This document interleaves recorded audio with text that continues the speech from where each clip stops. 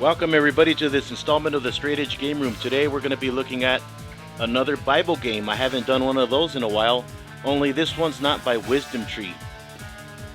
Light Rangers, Mending the Maniac Madness. I'm trying to get it into frame here. By Brethren Entertainment, published by Digital Praise. You gotta remember, this was made for kids. Those are your villains, and those are your protagonists. Kinda looks like it was inspired by Mega Man Battle Network. What's the game like? Let's get into it.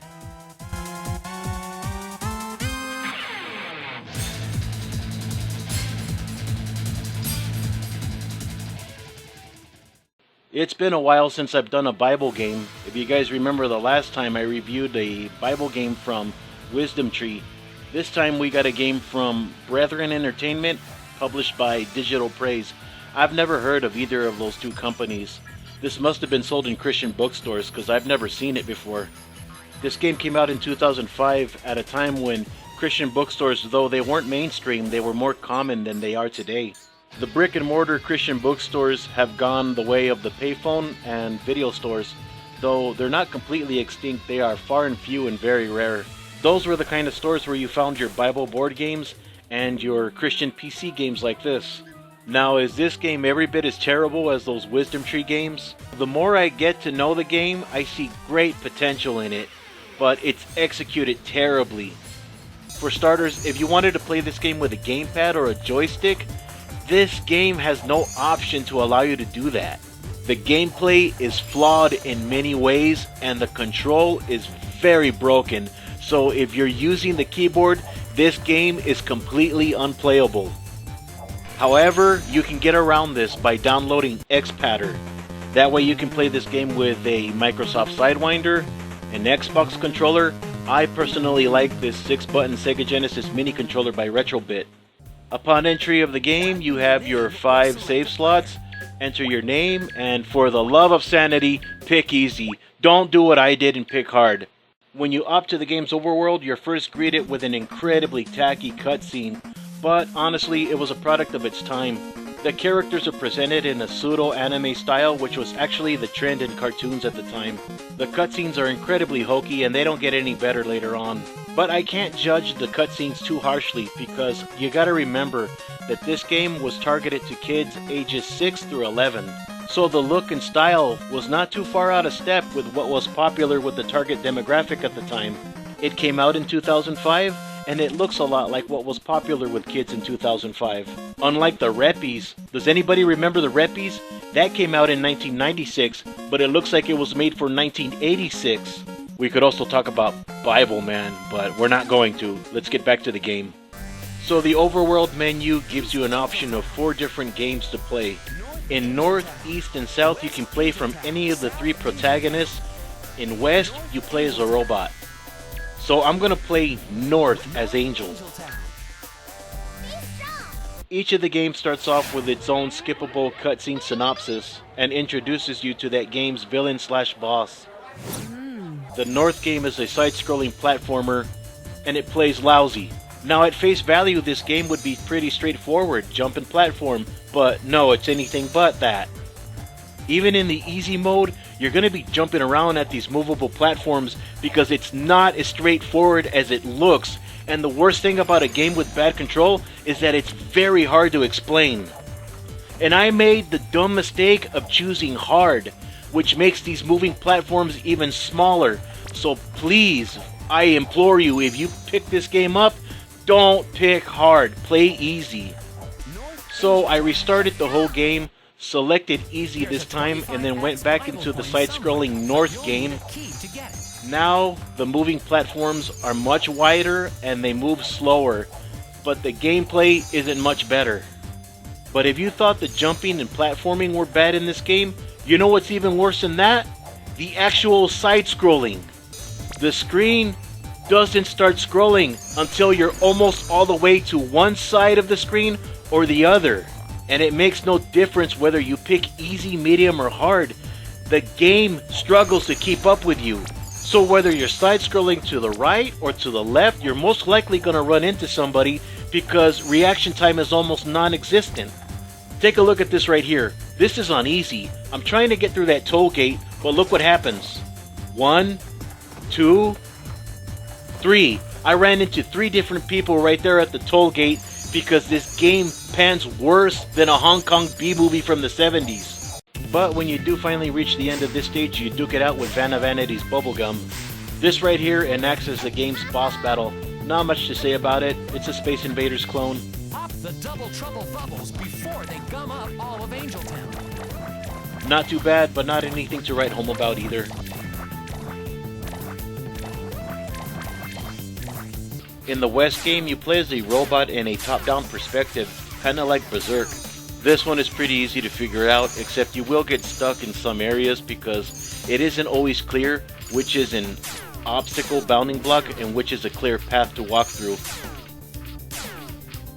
You really start to notice it when you try to get through some narrow areas.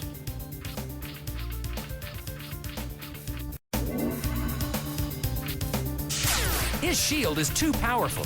You'll have to destroy the generators first. Like the man says, take out the generators before you could take out the boss. What I did, I made the mistake of thinking there were only 2. But there's actually 4 in the room, and when you get hit by Fast Forward's weapon, it will drain your health exponentially. This is a good time to talk about what those Bible questions are for. The Bible quizzes are your health. Once you run low on energy, pause the game, select this section over here, and answer some Bible questions. The more questions you get right, the more health it gives you. And if you haven't noticed already, each stage is an allegory to a Bible lesson. In the previous stage we played, we tangled with Vanity. That was a lesson in pride. And the villain of this stage is Fast Forward, so this stage is a lesson in patience. Can't be happening! You're gonna pay for breaking my brain modulator, Rangers! We'll just put it on our tab. And patience is never a virtue, Fast Forward. Yeah, only the patient will be rewarded. Now the East game I think is the best of the bunch. This one is a shoot 'em up. This is the one that feels most like a game. But don't set your expectations too high for this. It's not Gradius or Glaylancer. And the main villain of this stage is Dr. No-No. Yeah, this addresses the issue of disobedience. Now the South game is the worst. They were going for a Metrovania style of game, but they failed miserably. There's some tedious and unfun problem solving that you gotta get through to achieve your assigned goal, and this one doesn't control much better either. One thing in the control that makes no sense is if you're holding up and you push jump, your character won't jump. That problem is non-existent in the first game I showed you. I don't know why it happens here. Yeah, this one's a little confusing and it's pretty monotonous. And the villain of this game is actually 2 bratty rich girls, Mimi and Me Too.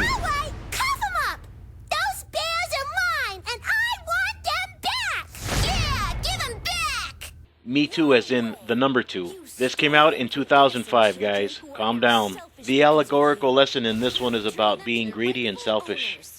Yeah, whatever.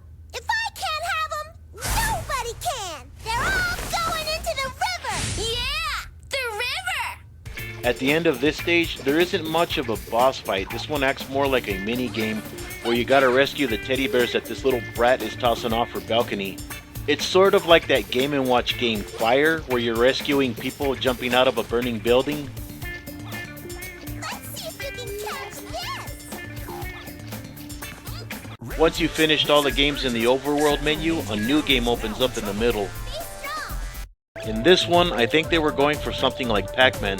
The city is your maze, and instead of pallets, you're picking up Bibles that all the kids in town threw out on the street. I'm not even joking, just listen. And it has begun. Rangers, are you there? Pick up. Right here, Doc. What's up? We have a situation in central Angeltown. Children are throwing their Bibles onto the streets. Sounds like they need our help. So you gotta go around the map picking up Bibles and shooting water balloons at demented produce. But the real trick is clearing the map of Bibles before this aircraft throws more onto the street. Once you cleared each section, you get another cutscene and it's on to the end boss. What have you done to my TV transmission? Jam? You put jam on my transmitter array? You have your final boss battle throwdown with Brainiac Maniac, and this part is actually not bad. Take that! It's not great, but it's not terrible either. It reminds me of a boss battle in an early 2000s Flash game. In conclusion, Light Rangers Mending the Maniac Madness was a bad game with great potential. It's hindered by its terrible control and gameplay mechanics. And don't think I'm hating on it because it's a Bible game. I am a Christian and I would genuinely love to see a good Bible game. I honestly wanted this game to be good, but it's not. For the target audience that this was intended for, it is kind of hokey, but there's a lot of things they did right. But all of that is ruined once you actually start playing the game. It's been 20 years since this game came out, but I would love to see a new and improved re-release where they fix the gameplay and control. Well, that about does it for this episode of the Straight Edge Game Room. If you enjoyed this video, please like, subscribe, drop a comment down below. If you have any requests for any video game or video game accessory you'd like to see on this program, stay tuned for future episodes, and I'll see you again next time. Take care.